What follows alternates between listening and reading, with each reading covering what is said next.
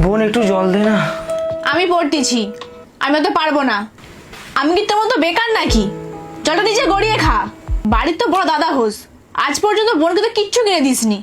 ওই ভাই একটু জল এনে দে না, প্রচন্ড তেষ্টা পেয়েছে। দেখতেই তো পাচ্ছিস আমি কাজ করছি, তোর মতো বেকার নাকি? যা নিজে চল, নিজে গড়িয়ে খা। বারবার তো ইন্টারভিউতে রিজেক্ট হচ্ছিস, আর কতদিন অপেক্ষা করবি বলতো? তোকে একটু জল মাগলাম আর তুই ভাই অপমান করছিস।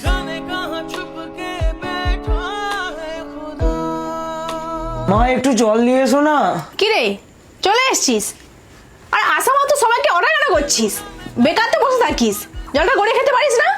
তোকে যে কেন এত টাকা দিয়ে পড়াতে গেলাম, সব আমার টাকাগুলো ভস্যে ঘিরালা হয়েছে। কাঁদছিস কেন? তোকে কি মেরেছি নাকি?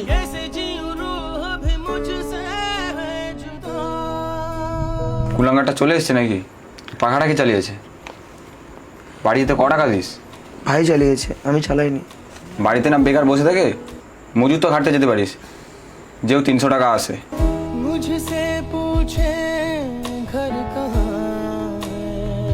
পাশের বাড়ির ছেলেটাকে দেখ, তোর তো একই বয়সী, বাড়ি করলো গাড়ি করলো, আর তুই বাড়িতে সেই বেকার বসে থাকিস।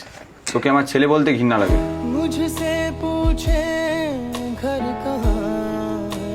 তোমাদের সবাই কিছু আমি বলতে চাই, আমার একটা বড় আইটি কোম্পানিতে চাকরিটা হয়ে গেছে। সত্যি দাদা? স্যালারি কত রে তোর? তুই জল খাবি?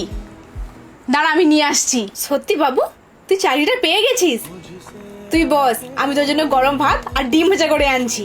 আর হ্যাঁ, সন্ধ্যেবেলা একটু বাবুর পছন্দ খাসি মাংস নিয়ে আসবে তো। আর বাবু, মাসে কত টাকা করে পাবি?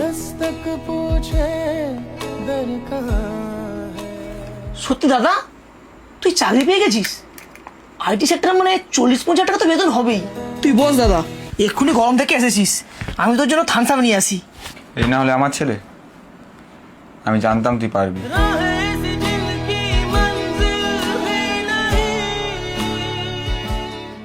ছেলেদেরকে আমরা যতই ভালোবাসা দেখাই না কেন, এই কথাটা ধ্রুব সত্য, একটা ছেলের সম্মান সে কত টাকা ইনকাম করে।